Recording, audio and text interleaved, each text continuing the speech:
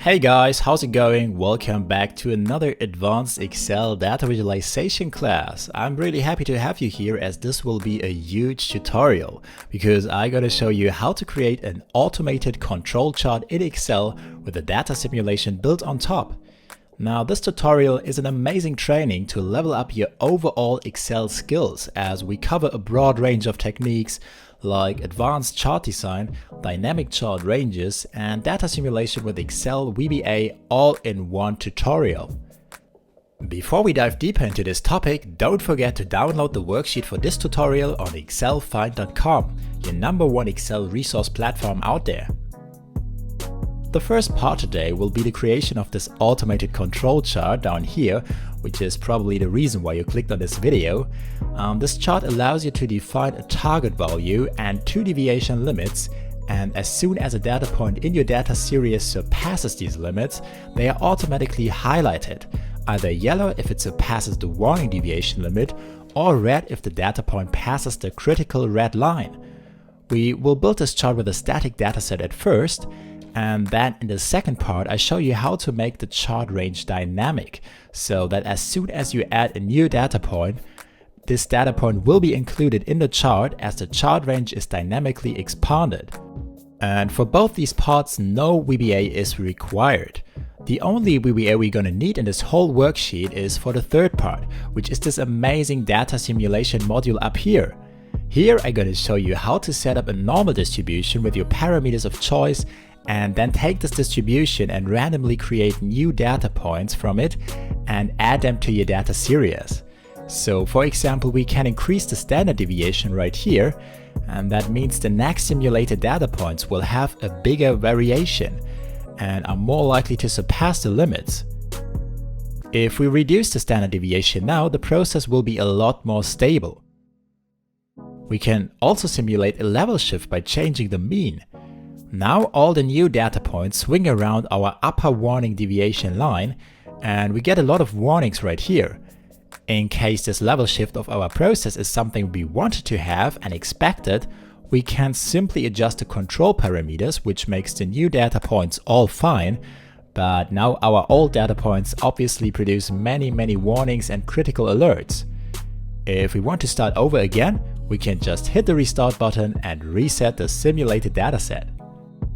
This tutorial has such a high density of hands-on advanced Excel knowledge that I recommend to watch the whole tutorial first to understand all these techniques in combination, and then rewatch it a second time to apply these techniques step by step for yourself. Without further ado, let's get right into it. To create the automated control chart, let's start with a basic static dataset. This dataset has 20 data points, and at first we insert a simple line chart so that you can see how this data series looks like. We're gonna make it a bit bigger and adjust the design to make it look more appealing. At first we change the background to this dark blue, make the header white, a bit bigger, and rename it. Then we set all the labels to white as well. And for this chart in particular, I recommend to remove these grid lines as we're gonna add our own limit lines here in a second. And to make our data series look more beautiful, we change the color to white. Make it a smoothed line and add some simple white markers.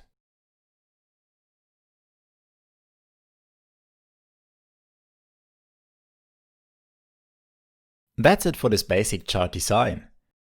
Now we're gonna set up the control parameters section. Oh, there it is. That was fast. My gosh. Let's see what we have here. So far, only the labels and descriptions for these fields are set up. Now we have 3 input fields right here. The first one is for the target value. So this is the optimum value that we want to have.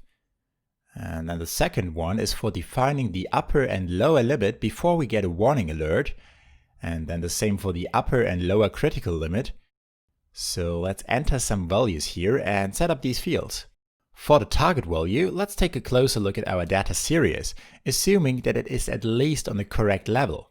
Seems like it is swinging around the value 6, so let's also take that as our target value for now. Then we define the warning deviation limit as 2.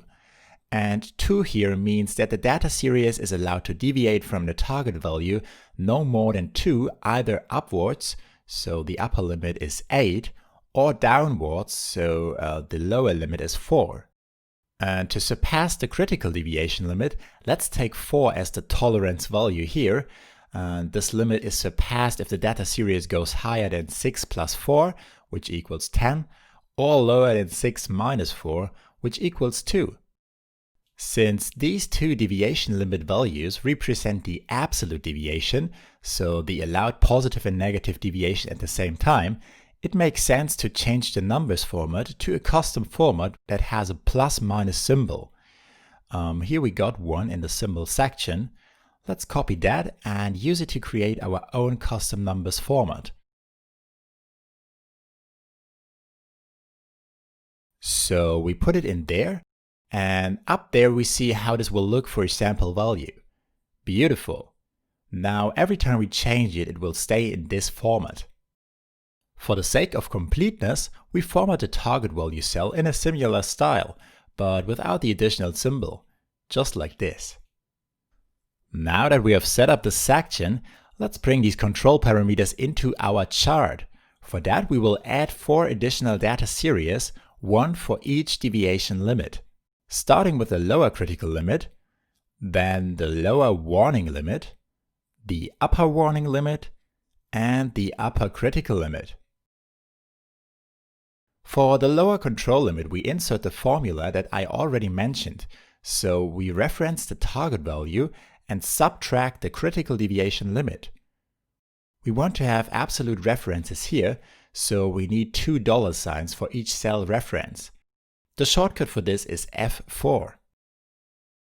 Then we copy this over to the lower warning limit data series and change the second reference to the warning deviation limit parameter.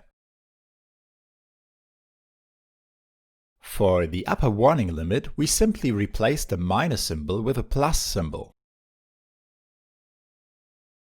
And for the upper critical limit, we change the reference back to the critical deviation limit parameter up there. And now, since all references here are absolute references, we can click here to auto-complete all data series, and the values will stay the same within each data series. Pretty straightforward actually. Now that these additional data series are set up, we can click on our chart and expand the chart data range to include these additional data series. And there they are, right in our chart. The design of these lines now should on the one hand reflect the type of limit displayed, so let's make this upper critical limit line red. On the other hand, we don't want these lines to be too dominant, so let's make it a dashed line to set the focus on our actual data series. I see we also have some markers for these lines. Let's quickly remove them for all the lines. And now we can proceed with the upper warning deviation line, which we will colorize orange. And then for the lower deviation limits, we use the same respective style and colors.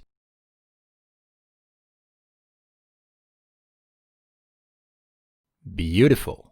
Now we take care of the key feature of this control chart, which is the automatic highlighting of every data point that surpasses one of these limit lines. And for this we need 2 additional data series. Let's put them under the header Limit Alerts. One data series will be for the warnings and one for the critical alerts. The big question is, what do we put in here? Because we need something that only outputs relevant values if the actual value surpasses these deviation limits. And we have to keep in mind that if a data point surpasses the orange warning limit line, it isn't necessarily a warning, because if it also surpasses the critical red line, we want a critical alert to be displayed and not a warning. That's why we have to start with defining the critical alert data series first. And then, depending on these values, we can then define the warning alerts. For the critical alert formula, we use the if function and check if the absolute value of the difference between the actual and target value is bigger than the critical deviation limit. By using the abs function, we make sure that both negative and positive deviations are covered at the same time. Now, if we have an absolute deviation that is bigger than this defined critical deviation limit, we want this cell to simply display the actual value of this data point. Otherwise, we set it to 0 for now. We're gonna change that 0 into something else later, but for the first setup, we need a 0 right here. If we then use the autocomplete feature to fill the whole data series, you see now all values are 0 except for the one data point that surpasses the critical deviation limit with a value of 11. That's perfect. Now we can define the formula for the warning alert data series. And in this if statement, we now need two logical tests. So let's use the AND function to make sure that multiple conditions have to be met at the same time. The first logical test checks what the value of the critical alert data series is, because if we already had a critical alert here, we cannot have a warning alert at the same time. So only if this one equals 0, a warning alert could be produced. The second condition now is similar to what we already had in the critical alert formula. We simply check if the absolute difference between the actual and the target value is bigger than our warning deviation limit this time. If that is the case, we want the actual value to be displayed here, and if not, we put a 0 in here. Perfect. As you see, we now have a lot of zeros in here, and the only data points that are not 0 are these that are between the warning and the critical deviation limit. And now it's time to include these two data series into our chart. They are added as simple line charts, and that's totally fine, because this is the chart type we need them to be. Now, to transform this into the automated control chart, we need to apply some formatting to these data series. Let's start with the warning alert line, and for that we open the formatting area. The key for our final design, where only the deviating data points are highlighted, is the use of markers. So we go to the marker options here and set it to built-in, because that allows us to customize these markers regarding their type and size. We use round markers and increase the size to something like around 16 should be good. And then we set it to no fill and change the border into a solid line with this orange color and a line width of 2.5. To increase the highlighting effect, we add a glow effect here. Set it to the same color with a size of, let's take 10, and a high transparency value of 75. You see, at the moment we have many elements in this data series that we actually want to get rid of, which are of course the lines, we don't need them, and the 0 value data points. To get rid of these lines, the simple solution is to set the line to no line. Easy. So now these wanted highlighting data points up here already look beautiful, and we only have to remove these data points at the bottom, which we will do in a second. First, we apply the same style formatting to the critical alert data series. So we go through the same steps here, set the marker options to built-in with a circle and a size of 16, again no fill, and this time a solid line with the color red and a line width of 2.5 again. Then for the glow effect we use red for now, and again set the transparency to 75%. Last but not least, we set the line of this line chart to no line, and there we go. The upper area is now perfectly set up. We only have to remove the bottom 0 value data points. The solution for not displaying certain data points in any chart is, you might already know it, setting these data points not to 0, but to an error value. If a data point has an error value, it will be left out in the chart because there's nothing that could be displayed. So all we have to do now is to adjust the formulas of both data series and replace the 0 with an explicit error value. I personally always use the NA error, which stands for not available. We hit enter and instantly see the first data point has been removed successfully. So let's do autocomplete to apply these changes to the whole series. And now all critical bottom values are gone for our chart. Beautiful! We kinda messed up the warning alert series though, because now we have a lot of unwanted errors there. But that's easy to fix. The reason for this is we currently check if the critical alert data point is a 0. And of course, if it is an error instead, this will give us an instant error here as well. So we have to change the first logical test into the isError function applied to the respective critical alert cell. And then we also change the 0 here to an NA error. Use autocomplete, and there we have our warning alert data points back in here. Amazing. That's the whole trick for this automated control chart. Now we have a beautiful chart that highlights all deviation values correctly without the need for us to do anything manually. As a side note, you might ask yourself, why didn't we put these error values in the formula right away? The answer to this question is, this way we wouldn't be able to format the whole data series correctly because we wouldn't have seen it completely. And that's the reason why we needed that extra step. Now, to demonstrate you why I call this automated, we now can control everything in this chart with these 3 control parameters up there. If we, for example, increase the warning deviation limit to ±3, you see the orange line moves in the chart and the highlighting alerts adjust automatically. If we reduce it to 2 again, they highlight everything correctly. We could also make this limit more tight, and now we have an extra warning popping up at the end of this series. And in the same manner, we can also move the critical deviation limit lines, of course, either making them tighter or increase their tolerance value tremendously, and suddenly the one critical alert is reduced to become a warning alert, as the exact value 11 is not bigger than the target value plus the critical deviation limit. Ain't that a beautiful data visualization technique in Excel? I personally really like it. Let me know in the comments what you think about this technique. And in the meantime, we just continue with the next step in this tutorial. Yeah, now the chart itself is awesome. I guess we all agree on that, but it has one big issue. If we add new data points down here, most of the other values in our data range don't adjust.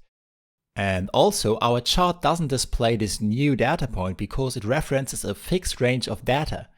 Wouldn't it be great to have a dynamic data range for our chart, so if we add or remove an actual data point, the whole data range and chart update accordingly without the need to use any VBA? Let me show you how to do this. We start with the data range. What we want to have is a data set where we only have to enter values for the one data series right here and make all other series be calculated based on what's in here. If there's no actual value in the row, we don't want to have any of the other series to have a value in the row. But as soon as we add an actual value for the row, we want all the other series values to be calculated dynamically. We will add a simple formula to the other data series that check what is the current value for the respective cell in this actual data series.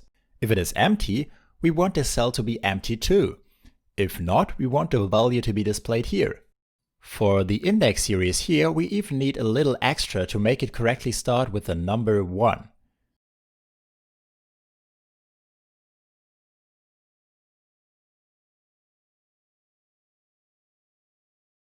Now apply this new formula to all rows, and it perfectly displays the original values but in a dynamic way. And to allow more rows to be added dynamically, let's drag this formula down to cover a potential range of 1000 data points for now. You see, all these cells are empty because there's nothing in the actual value column. But as soon as we add another data point here, the index is appearing correctly. If we remove it, it is disappearing correctly. Beautiful. Now we apply the same technique to all the data series on the right to also make them dynamically grow and shrink. Let's add this if formula here. And if we autocomplete twice, it now also covers the whole range of 1000 potential values. Now we add it to the rest of these data series.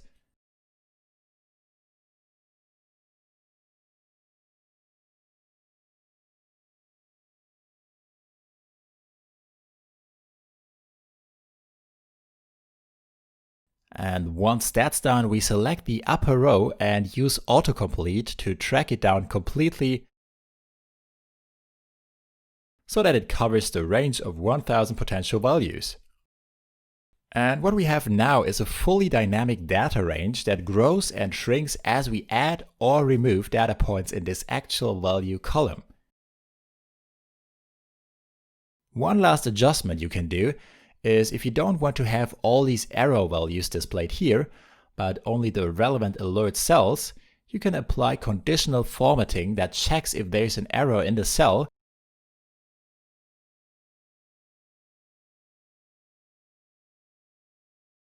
As a reference, you just have to pass the upper left cell and make sure that there's no $sign in this reference, so it's a dynamic reference. And if that condition is true, we want the text color to be white instead of black. And now this looks a bit cleaner. The next crucial step now is to make the chart range dynamic, so that in case our data range grows or shrinks, the chart dynamically references the full data range. At the moment, the chart references the data range with absolute cell references. So if we open the data source selection, we can see these fixed cell references in here. Now we need to replace them with something that is more dynamic. For any sort of dynamic referencing, there is one powerful Excel function not many people know about actually, but you definitely should know about it because this function is simply amazing if you ask me. To quickly demonstrate to you how this function works, I'm gonna use this empty column to dynamically reference the actual value column and put it out here. The function I'm talking about is the offset function. It has 5 parameters in total, but for our purpose we only need to fill in 2 of these. The first argument is called reference, and what you need to put in here is the starting cell for our dynamic range. So we select C17, and then we could enter something for the arguments rows and columns to create an offset, but actually we don't need that.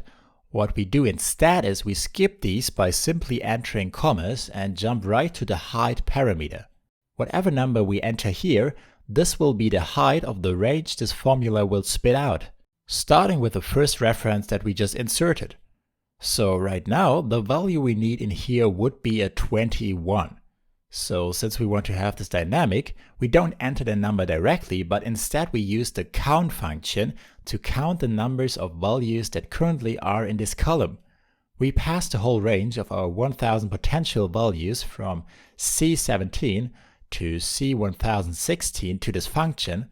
So in the current state, this count will return the value 21, and thus referencing our current range perfectly. There it is.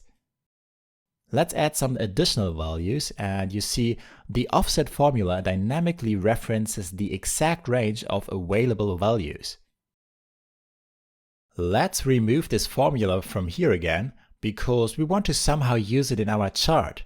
Now the clean way to do this is not to directly enter this formula in the chart source data reference, but instead to define a named range with this formula that can then be easily referenced in our chart.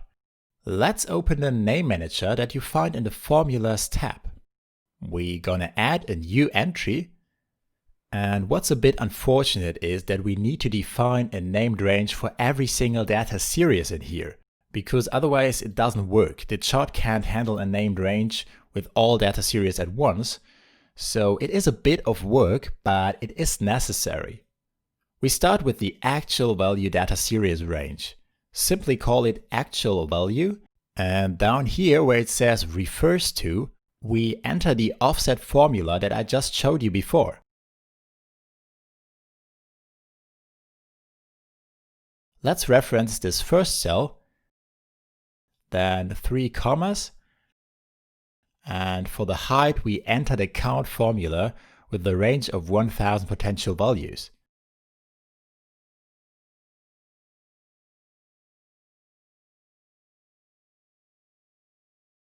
After hitting enter, there it is.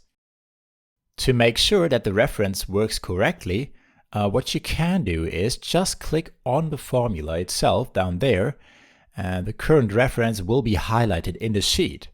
As you see, it does exactly what we want. To accelerate this process of defining the names for the additional 6 data series, we can simply copy the formula from here and reuse it. So to set up the named range for the lower critical limit data series, we just insert the copied formula, and we can leave the count formula as it is. The only thing we need to change is the first reference in here from C to D. And if we now hit the OK button, you see this new named range now references the correct data series with all its data points dynamically. Let's repeat that exact same process for the remaining 5 data series. You should always check if you have set it up correctly by clicking into this reference field down there. So you see, it is not that big of a deal actually, but pretty repetitive. And we only have to do this multiple times here because we have so many data series in this chart. For a more regular chart with only a few data series, it will be a lot less work, obviously. Once we are set and done, we can now reopen the chart data selection window. And now all we have to do is for each data series that is referenced here, click on Edit. The series name reference can be left as it is. We only have to replace the absolute cell reference with the name that we just defined. So let's select it and replace it with the name of the respective dynamic range.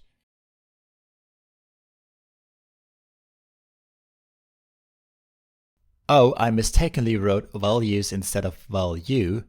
Let's fix that and click OK. Now we do that for all data series. So let's change the LCL reference to the name LCL, the LWL reference to the name LWL, and so on and so on. You see, this becomes much easier if you name your ranges exactly like the data series title. Because if you do it that way, you don't have to remember anything.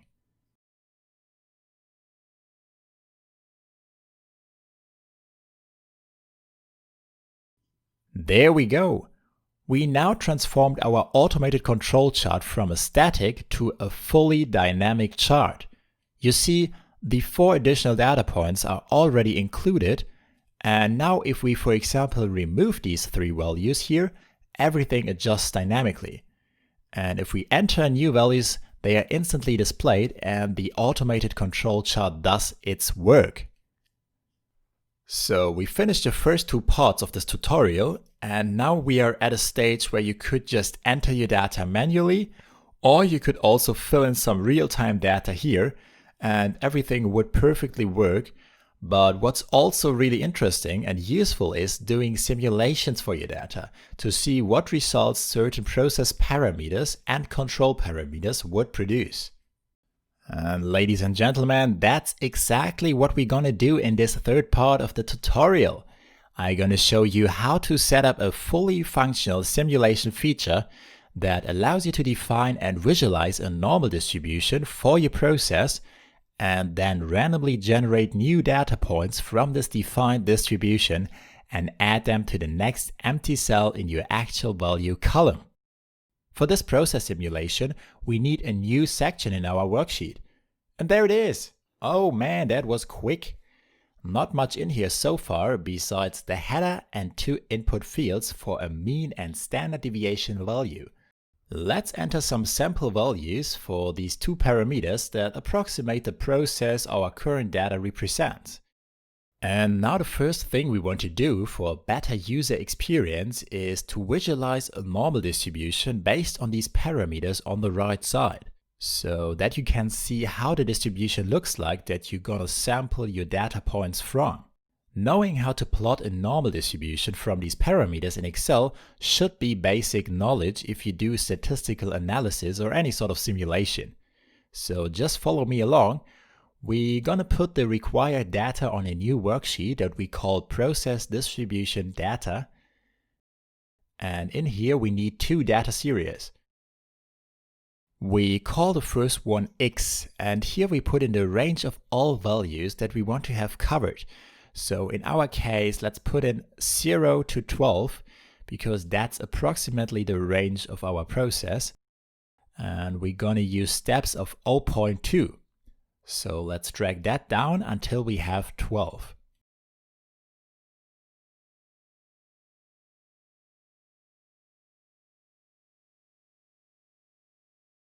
And the second data series is P, and this stands for the probability density for each respective x value. To compute this value, we use the norm.dist function in Excel, where we simply enter the x value. The mean value of the distribution for which we're going to use this input field as an absolute cell reference, and then also the standard deviation from this input field with an absolute cell reference. Then we set the last parameter to false to get the probability density function, or as it is called in here, the probability mass function. Let's hit enter, change the numbers format, and use autocomplete to fill the whole data series.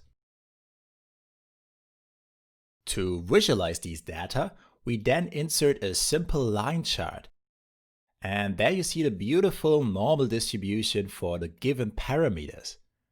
We add the X data series as the labels,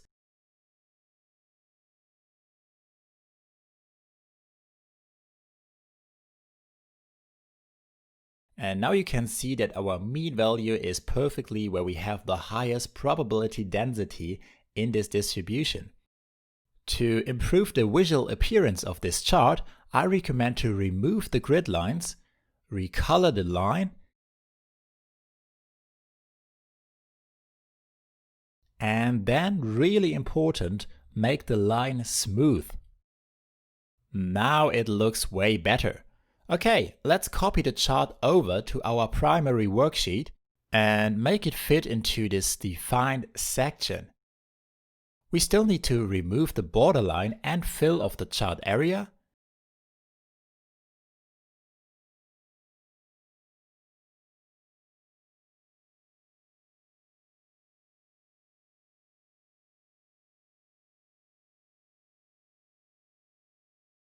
Let's adjust this also a little bit.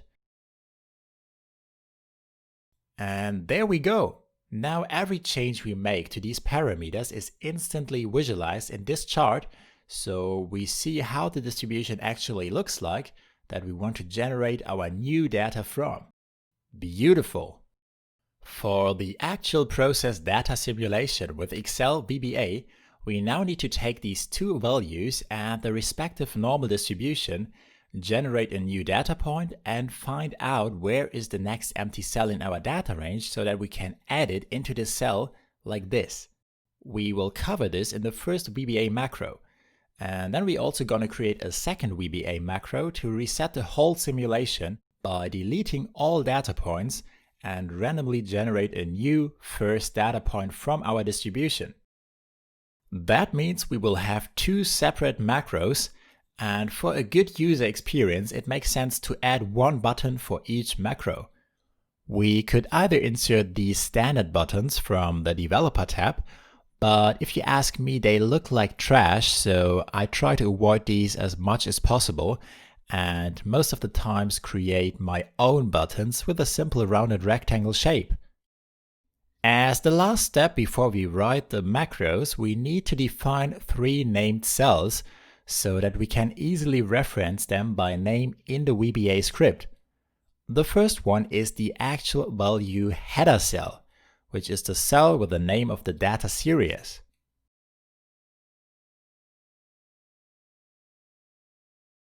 And the other two are the input cells for the simulation mean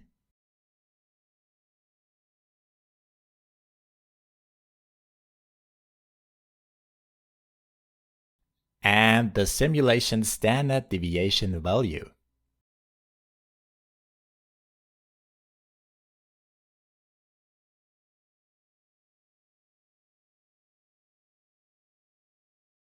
Now we are set and ready to jump right into the VBA editor and open the empty script for our main worksheet.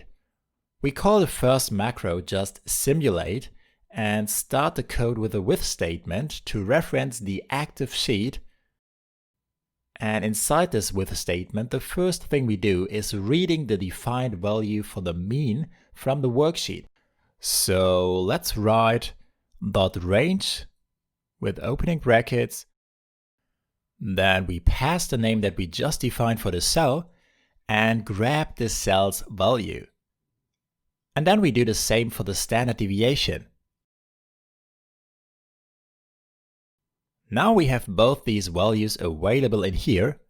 After that, we add another with statement to reference the cell with the data series header of the actual value data series, because all operations that come now will be based on this cell.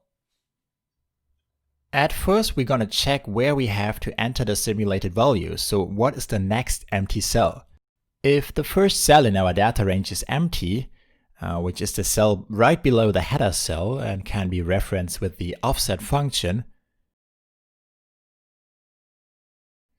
then we insert a simulated value from the defined normal distribution into the cell. To simulate the value, we use the inverse norm distribution function, which is called norm_inf. And this function expects a value between 0 and 1. This is the part where we create the randomness by putting in the rand function, R&D function, that generates a random value between 0 and 1. And then this norm_inf function takes this linear random value and maps it to the respective actual x value in our defined normal distribution with a given mean and standard deviation value. I honestly don't want to make this a statistics class, so I won't go into further detail here, but yeah, that's how this formula roughly works. In case the first cell is already filled with a value and maybe some cells below as well, we have to find the next empty cell. The way we approach this is to find the last cell that has a value at the bottom of the data range. We can jump there with the AND function and passing XL down as parameter. And then we use the offset function to jump to the next cell below, that cell which then obviously is the first empty cell in this column. And we set the value of this cell by using the same formula that we already used above for randomly generating a new data point. That's already the first VBA macro, and now we only have to assign this macro to the first button. So let's close the VBA editor, right-click on the button and assign a macro. And now every time we hit that button, we generate new data with every single click. And if we change these distribution parameters, the generated data change accordingly. With a very low standard deviation, the process will be really stable and barely produce any warnings or critical alerts at all. And if we set it really high to, let's say, 3, this process goes nuts and produces a big amount of warnings and critical alerts. The second macro to reset and restart the whole simulation is actually pretty simple. Again, we start with a with statement to reference the active sheet. Also, we read in the mean and standard deviation value from the worksheet at first. Then we grab the cell address of the first data cell by referencing the header cell using the offset function one cell down, and then access the address property. After that, we're going to use that address to define the range of all potential data and clear the content using the clear content statement. So by now, the whole data range of actual values should be empty. And then we set the first cell's value to a newly simulated data point using the formula from above. This is how to start the whole simulation process all over again. Finally, let's assign this VBA macro to the second button. And now if we hit that button, the whole range of data is reset and a new starting value is generated. As you see, if I press the button multiple times, it's always a different value in there. And then we can just use the other button to proceed with a new simulation. We are now ready and set to play around with the parameters and try out different setups. And of course, you can just increase the dimensions of the chart to cover the full width. Well, that's already it. We covered a lot of knowledge in this tutorial. You learned how to create this automated control chart. You learned how to set up a dynamic chart range even for multiple data series in the cleanest possible way.